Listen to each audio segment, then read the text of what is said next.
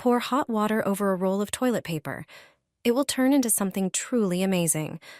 Once the paper is fully soaked, gently remove the cardboard tube from the center. Then squeeze out the excess water, just enough so the mass stays moist. Tear pieces of the paper into a glass container to create a soft, absorbent layer at the bottom.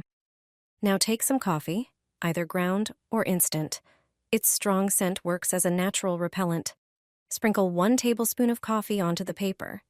The next ingredient is something you definitely have at home. Cinnamon works as a natural repellent too, and it's especially effective in this mix. Add 2 teaspoons of cinnamon.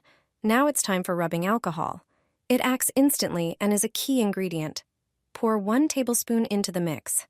Add a bit of toothpaste, preferably minty. It contains fluoride and menthol, which are irritating to pests.